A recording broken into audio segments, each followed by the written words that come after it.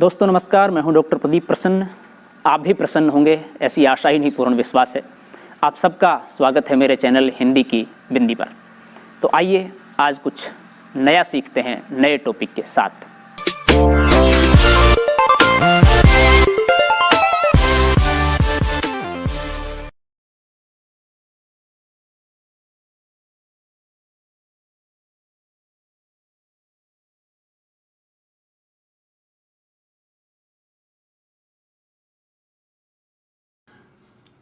विद्यार्थियों, आज की वीडियो हम बना रहे हैं अलंकार को लेकर के। जैसा कि हमने पूर्व में बताया कि अलंकार एक विस्तृत अध्याय है, बड़ा टॉपिक है।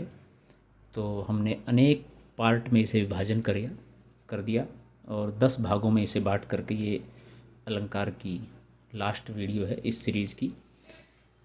तो आप अलंकार को पूरे विस्तार के साथ समझने के लिए प्ले लिस्ट में जा कर के काव्य शास्त्र और व्याकरण वाले टॉपिक में जा कर के इसे देख सकते हैं। शेष पहले की वीडियो भी उसमें मौजूद हैं।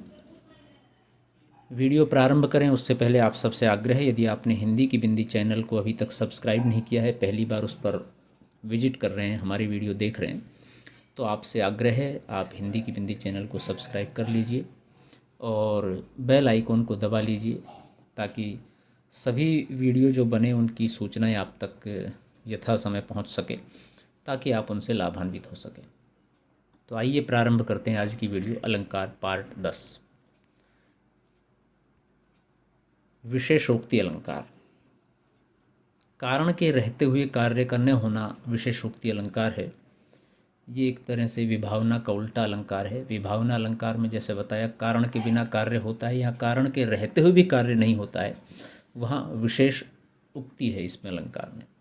सति हेतु फलाभाव विशेषोक्ति निग्धते। विश्वनाथ साहित्य दर्पण में ये परिभाषा देते हैं संस्कृत में इस अलंकार की। विशेषोक्ति का अर्थ है विशेष उक्ति।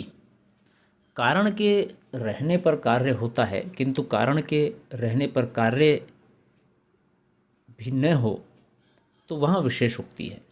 उदाहरण के लिए, सोवत जागत सपन बस रस रिस चौन कुचौन सुरती श्याम घन की सुरती बिसराए बिसरे न। यहाँ भुलाने के साधनों के होने पर भी भुलाया नहीं जा रहा है। सोवत जागत सपन बस, सोते जागते सपने में भी सोवत जागत सपन बस, यानी कि सोते हुए भी और जागते हुए भी सपने आते रहते हैं। सोते हुए सपने आते हैं ठीक है, लेकिन जागते हुए भी सपने आ रहे हैं। रस रिस चौन कुचौन, रस ये रिसना, ये रस जीव्या, ये रस प्राप्त करती रहती है, चौन कुचौन किसी भी हालत में। सुरती श्याम घन की सुरती बिसराए बिसरे नैन। श्याम कह रहे हैं कि प्रिय की स्मृति बिसराए नहीं बिसरती है, भुलाने से भी नहीं भूल पा रहे हैं। तो यहाँ न भूल पाना, कार्य न होने में भी विशेषोक्ति अलंकार प्रकट हो रहा है। अगला अलंकार है असंगति अलंकार। जहाँ कारण कहीं और कार्य कहीं और होने का वर्णन किया जाए वहाँ असंगति अलंकार होता है। असंगति शब्द से ही आप समझ लीजिए जहाँ संगति ठीक से न हो वहाँ असंगति है, और कारण कहीं कार्य कहीं, तो ऐसी असंगति है तो वहाँ असंगति अलंकार होगा। विश्वनाथ दर्पण साहित्य दर्पण में लिखते हैं, कार्य कारणयोर भी भित्र देशतायाम संगति। साहित्य दर्पण में कहा है परिभाषा को। असंगति का अर्थ होता है नहीं संगति। जहाँ कारण होता है कार्य वहीं होना चाहिए, ये संगति है। लेकिन जहाँ कारण कहीं पर हो और कार्य कहीं पर हो रहा हो तो ये असंगति है। चोट पाँव में लगी है तो दर्द वहीं होना चाहिए, लेकिन कारण कहीं कार्य कहीं, चोट पाँव में लगे और दर्द सर में हो या हाथ में हो तो यह असंगति हुई। इस तरह की असंगति स्थिति हो वहाँ पर असंगति अलंकार होता है। उदाहरण है, तुमने पैरों में लगाई मेहंदी मेरी आँखों में समाई मेहंदी। पैरों में मेहंदी लगाई है तो उसका रंग पैरों पर दिखना चाहिए, लेकिन वो कह रहे हैं मेरी आँखों में समाई मेहंदी, यानी मेरी आँखें लाल हो गई हैं। क्यों? क्योंकि उन्हें देख देख के, निहार निहार के, प्रेम में व्याकुल बेचैन प्रेमी की स्थिति जो होती है उसके आधार पर मेहंदी लगाने का काम पाँव में हुआ, किंतु उसका परिणाम आँखों में दृष्टिगत हो रहा है, इसलिए यहाँ असंगति अलंकार है।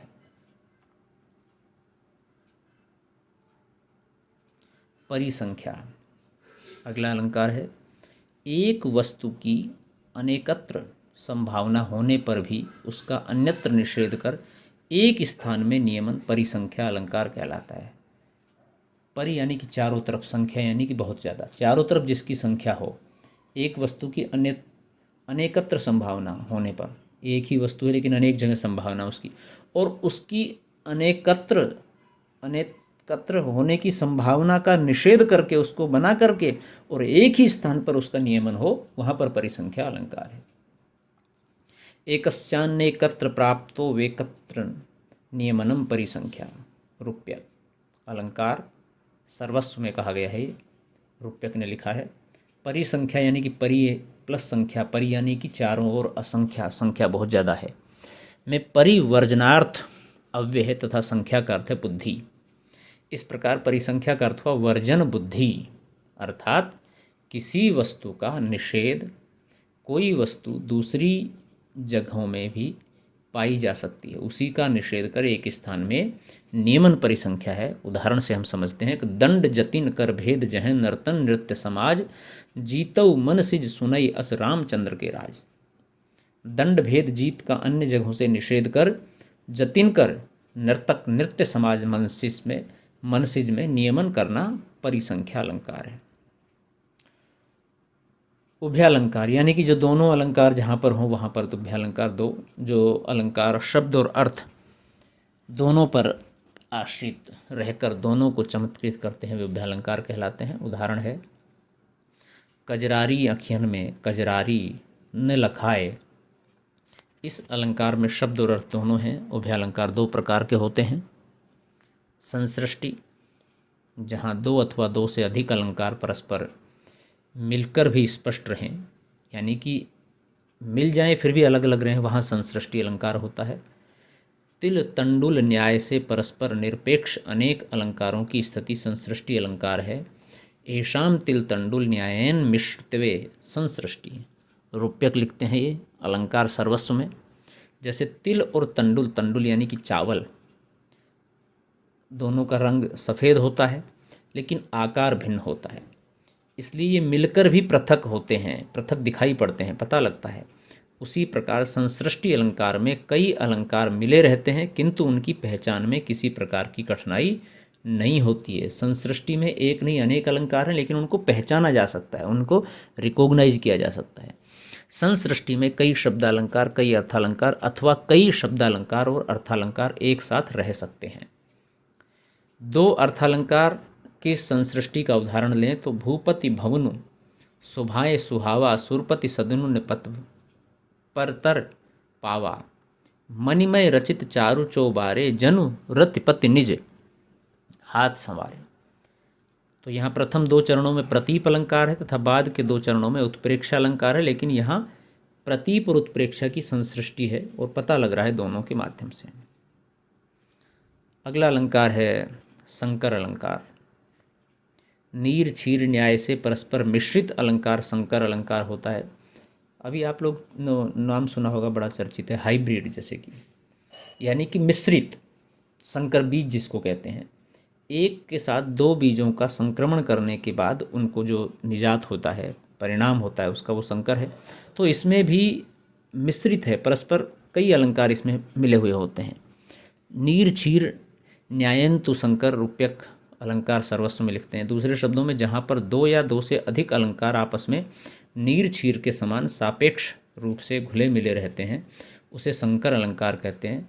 नीर यानी कि जल, छीर यानी कि दूध, दूध और जल के समान जिस तरह से मिल जाते हैं उनको अब अलग किया जा सकता है, लेकिन बहुत कठिन है। जैसे कि आप दूध को गर्म कीजिए तो वाष्प बन के पानी उड़ जाएगा, लेकिन आप सिर्फ दूध को गर्म करेंगे तो भी वाष्प बन के दूध उड़ता है। तो इसलिए अलग करना बहुत थोड़ा सा कठिन है, काफ़ी कठिन है बल्कि। जैसे नीर छीर अर्थात पानी और दूध मिलकर एक हो जाते हैं, वैसे ही संकर अलंकार में कई अलंकार एक साथ जब मिल जाते हैं तो वो उस जैसे ही दिखाई देते हैं, एक हो जाते हैं, जिनका पृथक्करण संभव नहीं होता है। उदाहरण से हम समझने का प्रयास करते हैं, जैसे कि सठ सुध रही सत संगति पाई पारस परस कुधातु सुहाई। तुलसीदास कहते हैं, हाँ, पारस परस में अनुप्रास तथा यमक दोनों अलंकार इस प्रकार मिले हैं कि पृथक करना असंभव नहीं है, इसलिए यहाँ संकर अलंकार है, ऐसी स्थिति में आप पहचान सकते हैं। तो विद्यार्थियों, ये थी आज की वीडियो। आपको कैसी लगी हमें ज़रूर बताएं। अच्छी लगी हो तो लाइक कीजिए, शेयर कीजिए, कमेंट्स कीजिए और चैनल को सब्सक्राइब करना न भूलें। वीडियो आपने पूरी देखी, इसके लिए आपका बहुत बहुत धन्यवाद। आशा करते हैं वीडियो आपके लिए लाभान्वित होगी। अलंकार का चैप्टर यहीं समाप्त होता है। आगे हम कोई नए टॉपिक के साथ में आपके साथ चर्चाएं करेंगे, उसको हम विश्लेषित करेंगे, व्याख्यायित करेंगे, स्पष्ट करने का प्रयास करेंगे।